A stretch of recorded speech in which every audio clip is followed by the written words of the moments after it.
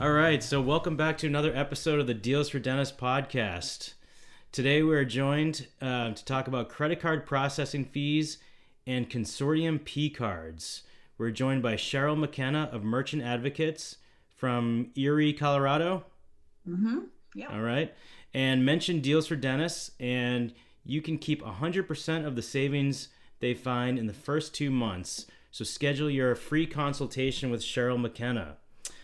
We're also joined by Steve Pishko, the managing partner of United Purchasing Card Group, and he's zooming in from Orlando. And Steve, you also have a role with Merchant Advocates as well, correct? I do. I work on both sides. Okay, and for Steve's promo on Deals for Dentists, he's promoting his company's purchasing card or P card. You can get access to cash rebate levels normally made available only to large institutions. It's like a GPO for corporate credit cards. All right, so welcome aboard, and I think that this is actually a really going to be a great podcast because I feel like in dental offices that evaluating your credit card processing fees is such an important part of the dental practice or any business, and is often overlooked or forgotten about. We try so hard to reduce our costs and our overhead, and we search the web to try to find the latest deal on paper towels and patient bibs, and turn the thermostat down to save a buck. But I mean, this is just such a no-brainer to try to reduce your credit card processing fees. So Cheryl is going to tell us about that, and Steve's also going to tell us how we can actually make some money with some cash rebates. So me likey the cash rebate, so we'll get into that a little later. So I wanted to start with Cheryl, and I feel like I should have renamed this podcast Explain It to Me Like I'm Five, because a lot of the questions that I'm going to be asking you, I'm asking because either I don't know or I had to learn later in life. Because as a dentist, we go to school for at least 8 years after high school, and we get so cooped up in our little bubble with studying, and you really don't know much about the outside business world, and they definitely don't teach you these things in dental school. So can you explain to the dentists out there what Merchant Advocates does and what your process is and how you help dentists? Yeah, absolutely. So Merchant Advocate is unique because we are not a merchant service provider. Okay, and our goal is to save you money on your merchant services. So your patients pay with credit cards, and you have to contract with a company. You get the equipment, like the credit card terminals, what have you, and they charge you a fee. So they send you a statement every month. But our goal is to save you money on those rates and fees without switching processors. So we always say that we're processor agnostic. To us, it doesn't matter so much who you process with. What really matters is that you're receiving the lowest cost, that there aren't any hidden rates and fees, and that you have the best program possible for the practice. Okay, so when you say the actual terminal or processing unit, the terminal is like when you go to catch a train somewhere, right? Like that's the terminal that you go to when you take a train ride. Is that right? No, it's the credit card processing terminal that's at your practice, right? So your patient hands you a credit card to pay, and you take that card and you swipe it or you tap it or you chip it into that credit card terminal, right? And usually a receipt pops out. And it used to be that you'd need to get that receipt signed, and nowadays you don't always need to get that receipt signed, which is actually something we should talk about at least before we're done with this podcast, because that just helps minimize touches during COVID, right? Mm-hmm. But when the company that provides that equipment, they also send you every month a merchant statement. And most people look at that merchant statement and it might as well be written in Egyptian hieroglyphics. And if you don't know what every single line item means on that merchant statement, then you definitely need Merchant Advocate to look at that statement. Because what we find when we dive into those monthly statements from your processors is that 70% of dental practices are being overcharged. So they're paying too much to accept those patient credit card payments. And let's face it, for a majority of the dental practices, that's most of the revenue that comes into the practices, right? Is by patients paying with credit card. So why not pay less? That's money that's going to go right to your bottom line. It's pure profit, but it's an unregulated industry, and the statements are designed to be confusing. So those of you listening to the podcast, I would challenge you to go and find a statement as soon as you can and look at some of those line items and find one that says IRF, find one that says NABU, find one that says International Assessment or VSP Retail. Anyways, we know what all of those mean, and we know what the costs are, and we know if you're paying too much. And then you'd be amazed at how many completely made up fees there are on those statements as well. So it's really interesting for us to dive in and see how much the practice is overpaying. And then what we do is we take care of that and we save the practice money. That's the only way we get paid, actually. And one of the things I love about working with Merchant Advocate is that we're performance-based. We only get paid if we save a practice money. So it's essentially risk-free. So, you know, exactly. If you're not saving the practice money, then you're not getting paid. So you're basically sitting on the same side of the table as the dentist. And so do you actually negotiate with the credit card companies to reduce these fees?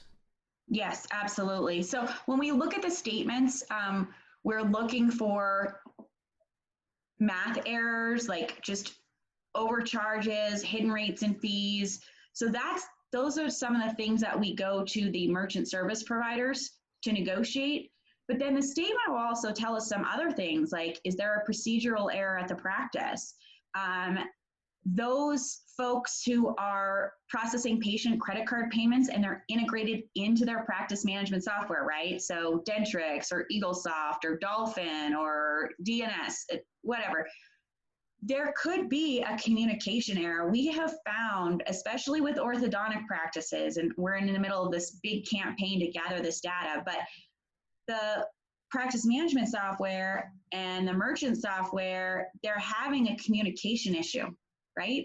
And so it's causing the practice, through no fault of their own, to overpay for these certain types of Visa credit card payments, right? Well, the practice wouldn't know that by looking at that statement, but it's one of those line items that we look at Merchant Advocate and go, hey, wait a second, something's missing here. And then when we dive deeper into that, we figure out why and how it can be fixed. And just kind of to add to that as well, you know, a lot of times we'll come across clients who say, you know, I have really great rates. You know, I've negotiated, I've brought down my rates. And as Cheryl just mentioned, the part that they're not looking at is the interchange side. That's the part that Visa, MasterCard, Discover, American Express is charging. The processor that the client has does not care if those interchange codes are correct, because they don't make anything out of that. That's a pass-through fee. So that's why Merchant Advocate is so important, because we're looking at both sides. We're looking at what the processor is charging, but we're also making sure that all those interchange codes are correct as well.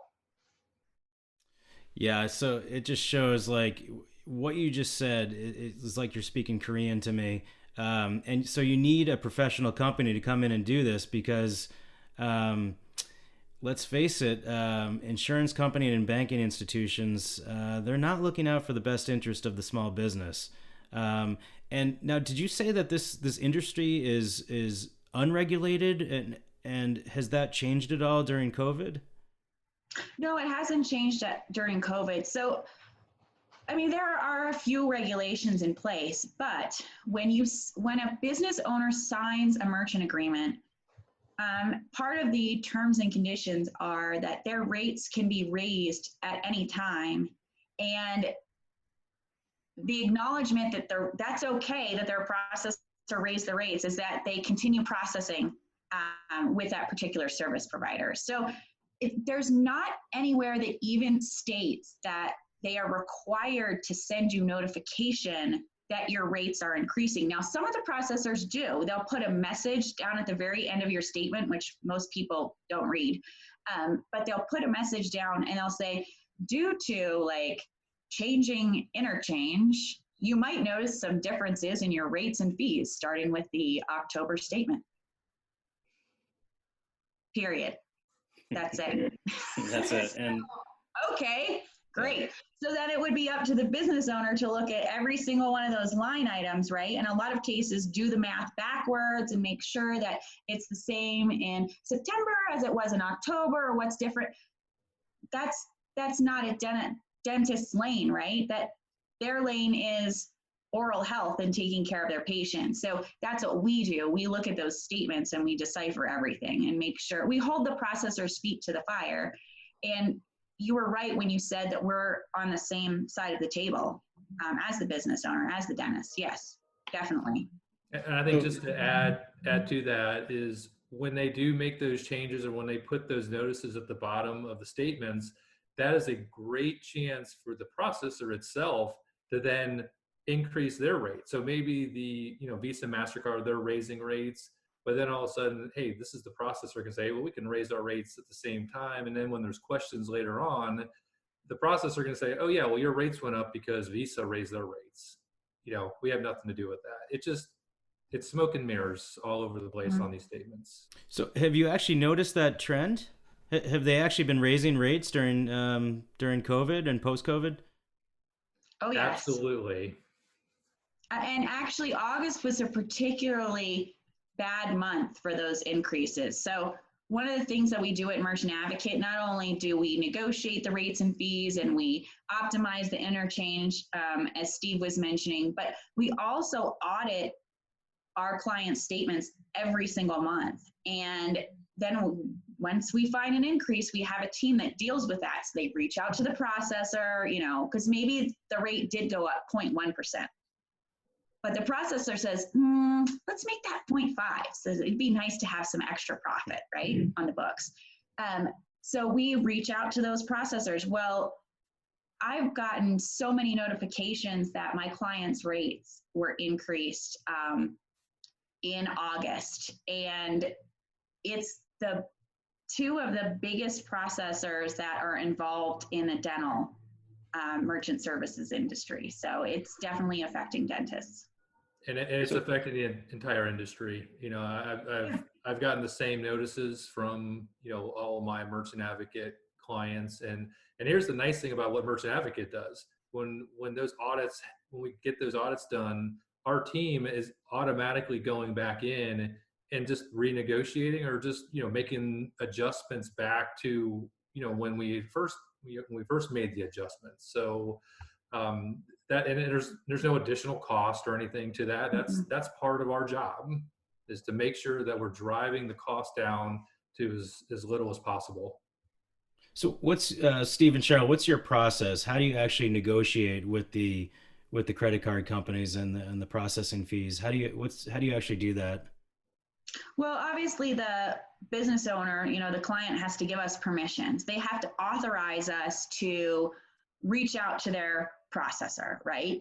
And it really depends on the processor. So some of the processors will allow us to just call them up and be like, hey, we're working with such and such company. Some of the processors will require that the business sends an email from their email address authorizing us, right?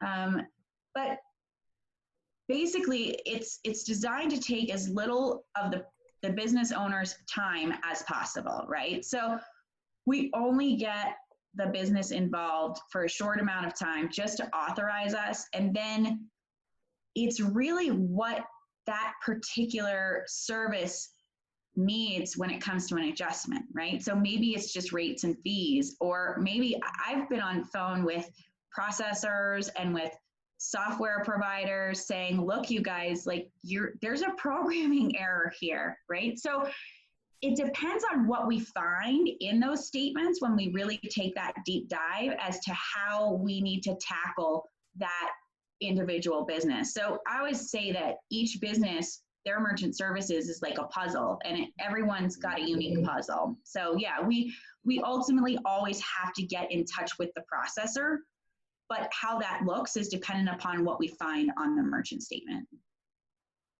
Now, do these fees range from state to state, from urban to rural to suburban? How does that work? No, the fees don't change. I mean, maybe the types of cards that the specific practice is accepting, right? So maybe if they're in a more urban or affluent area, they might take maybe some higher level rewards cards versus a more rural area, maybe where they have a lower average ticket. Maybe they're accepting more debit cards. But no, I wouldn't say there's any difference. Would you, Steve?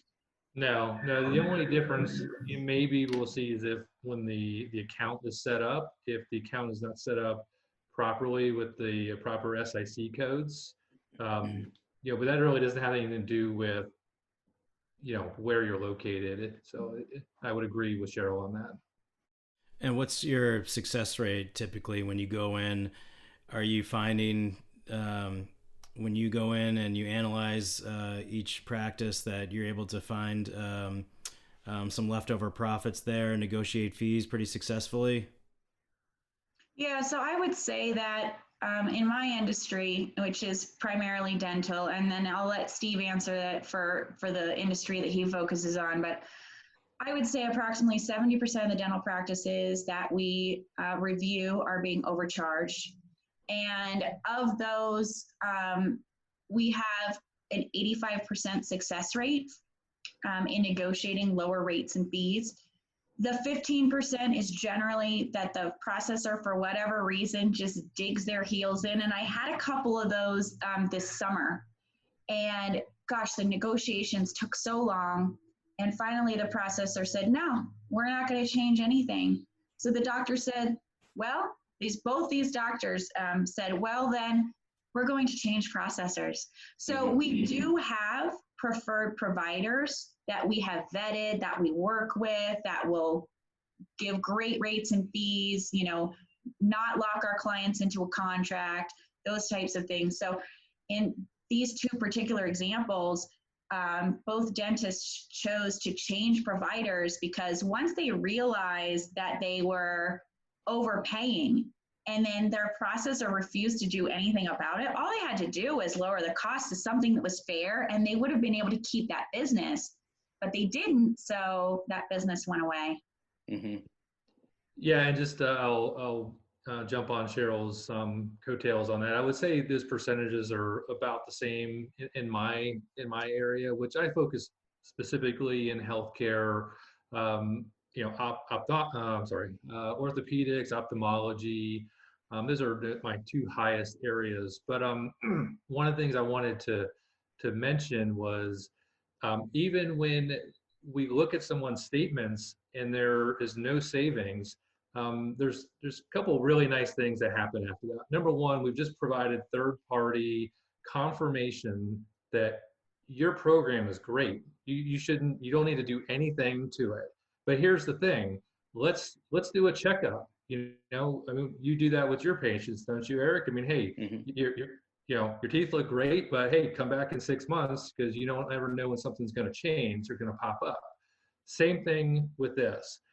Your rates, everything could be great, but who knows what's going to change. In this industry, what a lot of processors do, they accumulate volume and then they sell their portfolio.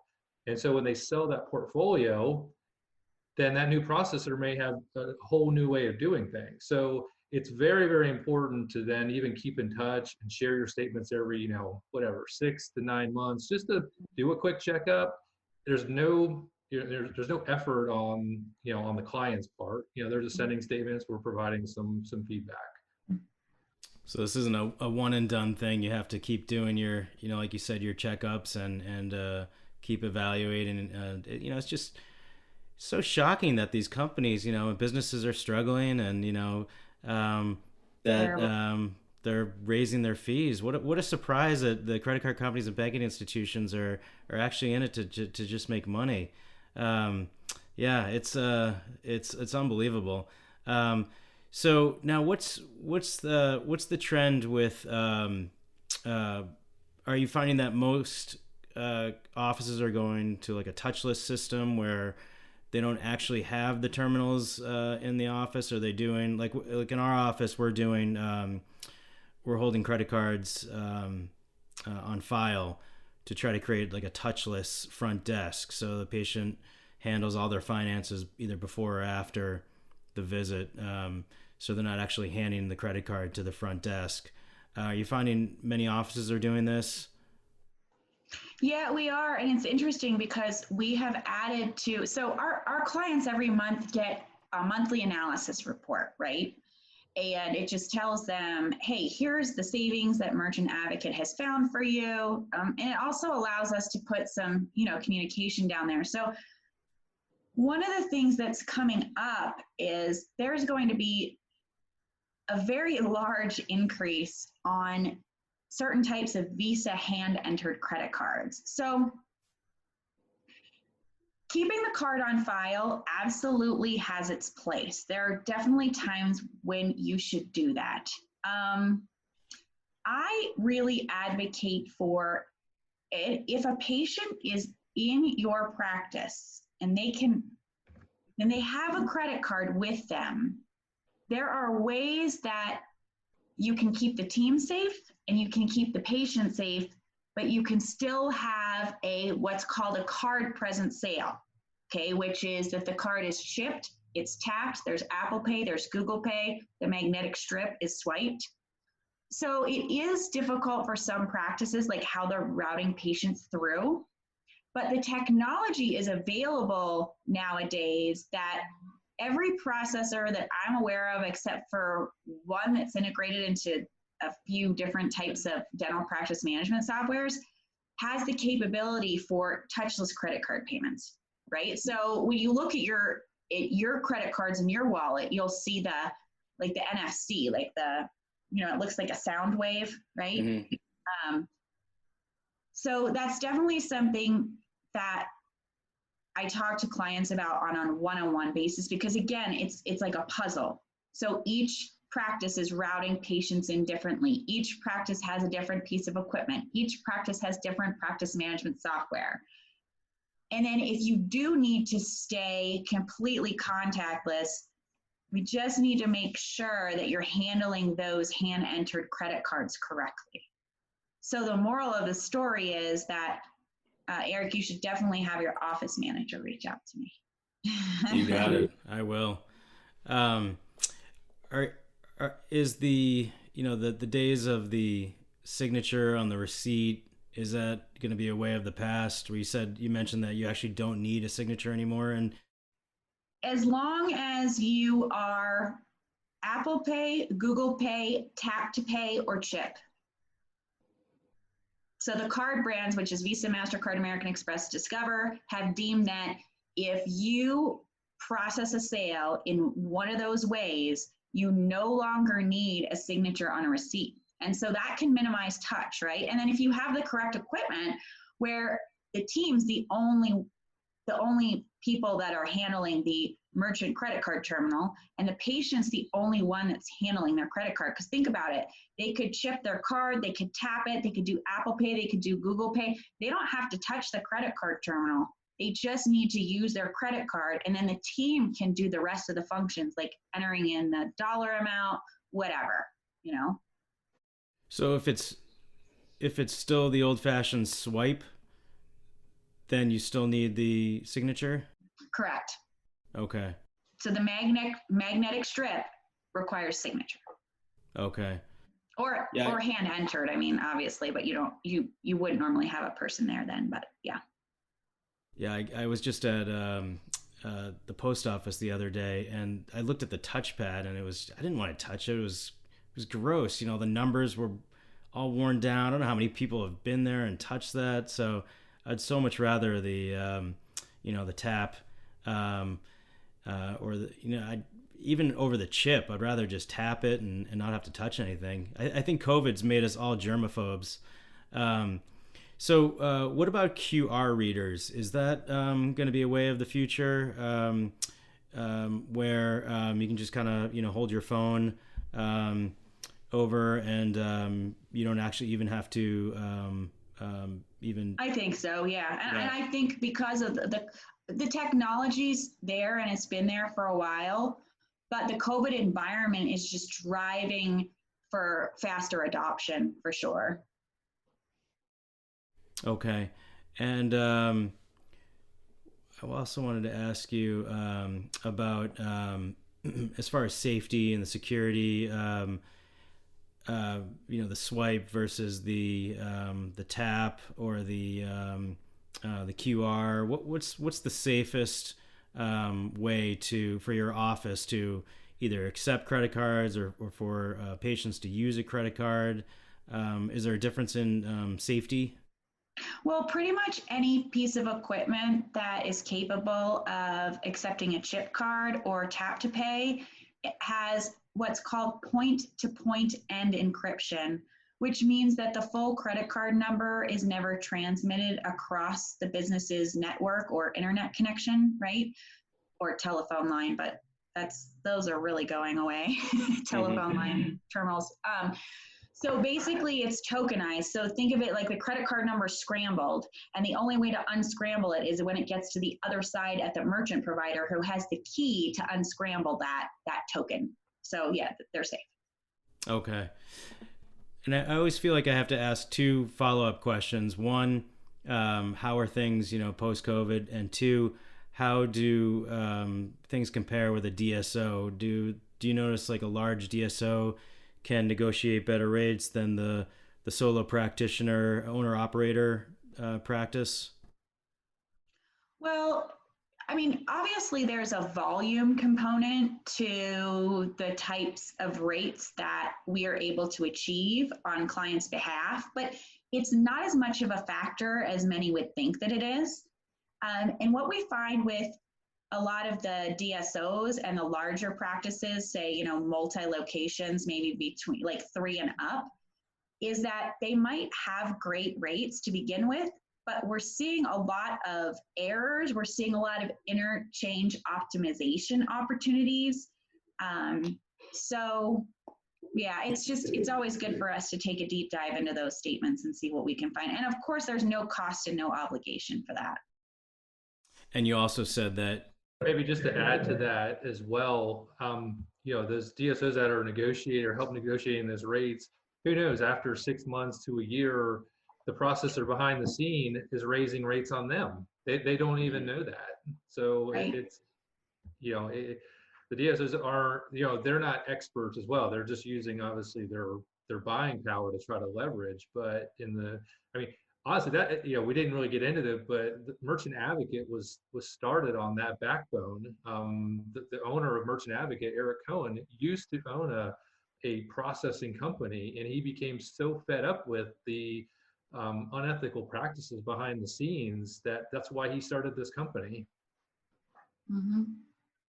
Now, Steve, I started off with Cheryl and saying how you need to explain these things to me like I'm 5, but in your case, you need to explain it to me like I'm 3. What the H is a P card, and is that different than my son's in kindergarten? They have a P card, but I think that's for something different. That's for when they need to use the restroom. But please explain to me what a P card is. Sure. And it's funny that you mentioned that, because about 5 years ago, I was sitting in a bank's office, and I used to deal in the commercial financing, world. And a banker said to me after they found out that I had all these healthcare clients, and they said, "Have you ever thought about starting a P card consortium?" And I looked at him, my eyes were crossed. I said, "I don't even know what a P card is." Yeah. And I love that idea. Maybe your son does. But honestly, in the simplest terms, all a P card is a purchasing card. Okay. It's a credit card on steroids. Okay. It's kind of a mix between a credit card and a line of credit, if you want to put it for a business. Okay, so it's really designed to kind of take advantage of the existing credit card infrastructure to make electronic payments, a little bit easier, for all goods and services, not just for, giving the office assistant, here, take my card, go pick up some paper, toilet paper. Okay. A lot of these healthcare providers, they're buying from major vendors like Henry Schein or McKesson or whoever out there. Well, those vendors accept credit card. Okay, so they want to get payment quicker, and why not get a rebate off of it? So that's what this is designed for, is to take advantage of that. So I hope it's really the simplest terms of what a P card is. It's a purchasing card, and if it's kind of funny, this is where I see both sides of it on the merchant processing.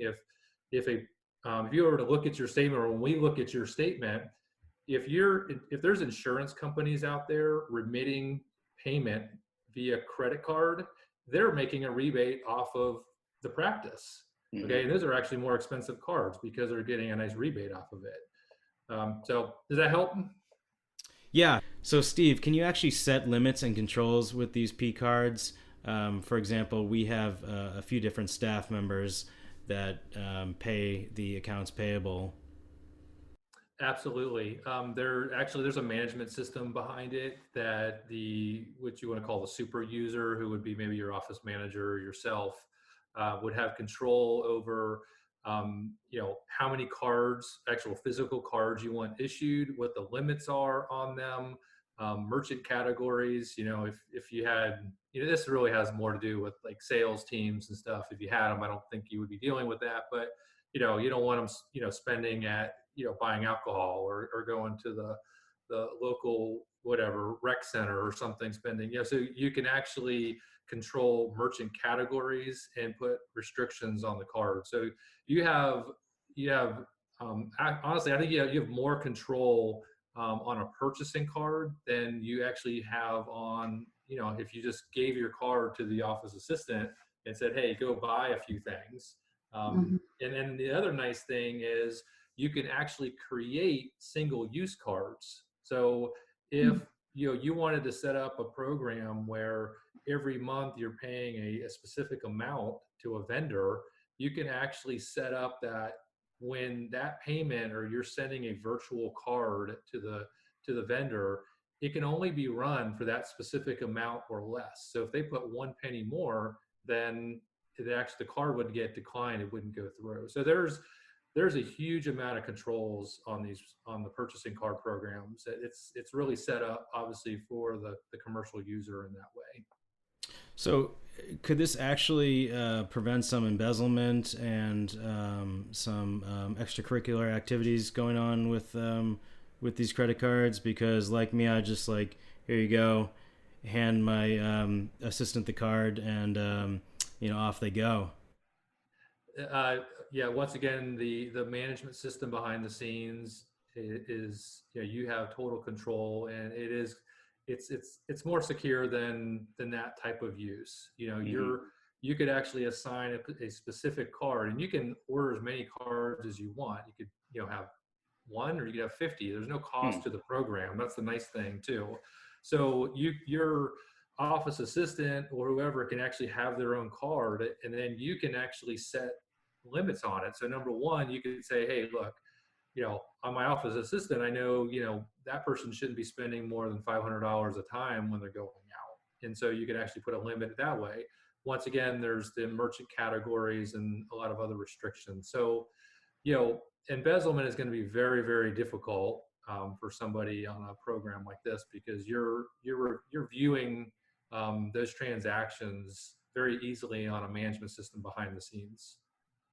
Are these actual physical cards we're talking about, or is this more of like a digital world where with an app or a portal? It's actually both. So, a purchasing card program is either going to have physical cards, or you're going to have what's called ghost cards, which are one-time use type cards. So as I was mentioning just a minute ago, if you want a specific dollar amount of a transaction, you can program it that way. It does.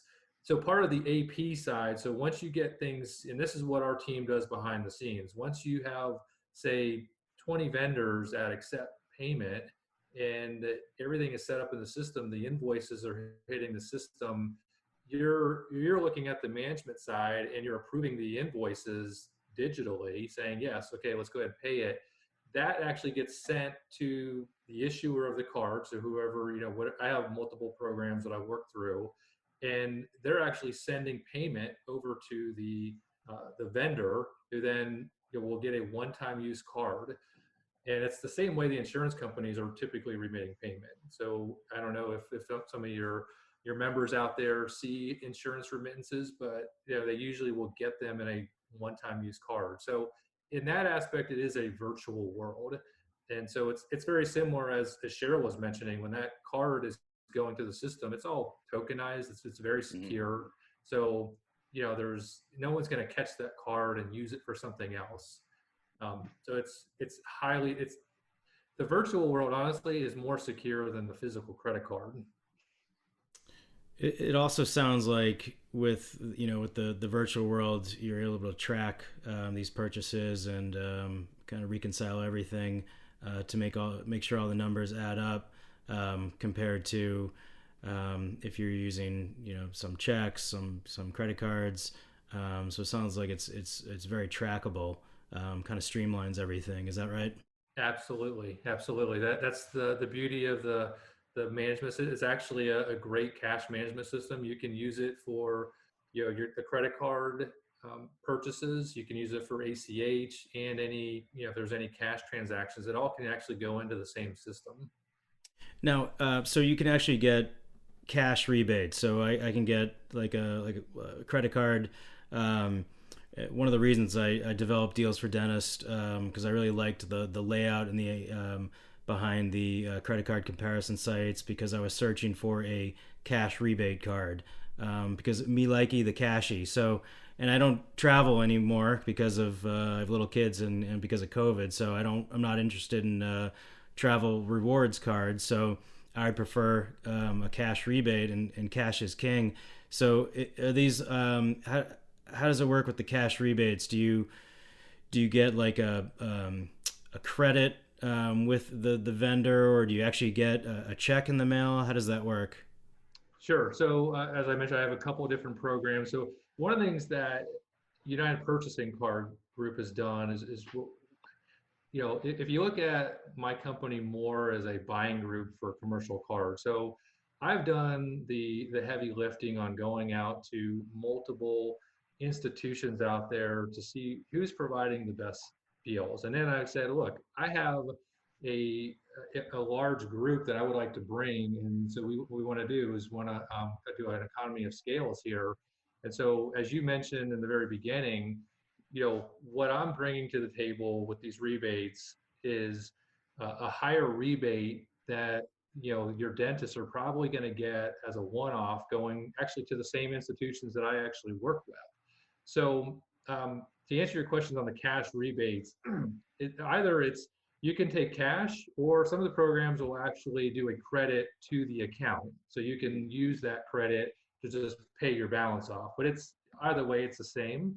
Um, and one of the things I want to mention, because you're mentioning the travel perks, American Express is a very, very popular program out there. And, they have a lot of great tools. I don't want to put that down, because there are a lot of clients that I've used out there that have it. I've looked at those programs. If they're using it for travel, it actually is, American Express is a very good program.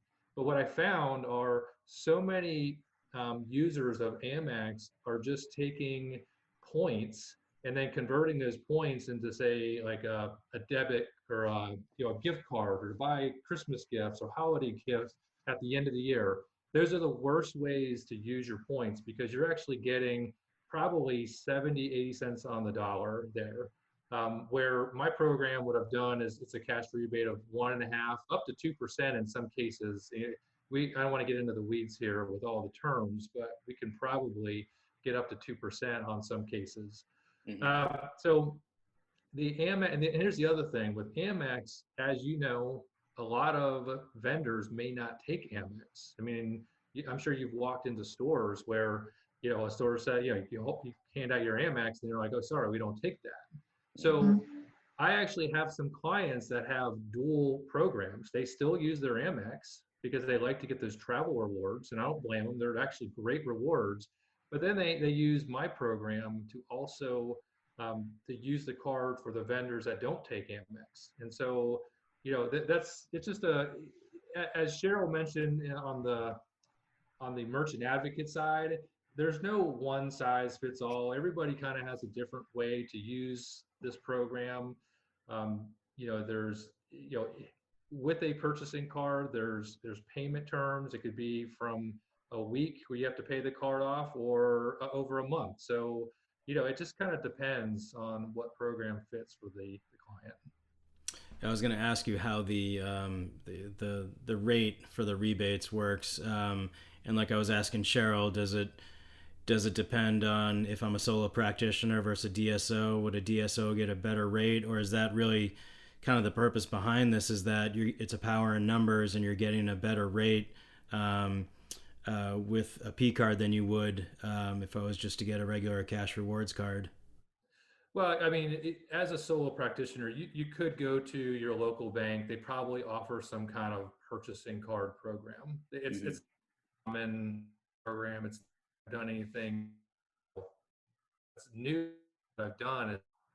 I've used volume and I've scaled the numbers to allow a smaller program that might be only doing, in a year's time, spending 500 to $1 million a year to get the same level rebates that, say, a hospital system is getting that's doing 100 million a year. Mm-hmm. So that's the difference. It's not, the program may be similar, even though I've looked at a lot of them and I feel like our program uh, provides a lot of other efficiencies, like a lot of this management system behind the scene. There's no cost to it, and there's no cost to the program. Where also there are institutions out there where you may be able to get, maybe a fairly high rebate, but they're going to require, or that bank is going to require you to move all your banking business, okay, Right. over to that bank, and no one wants to go through that hassle. So these programs don't require that at all. It's strictly on the purchasing card side.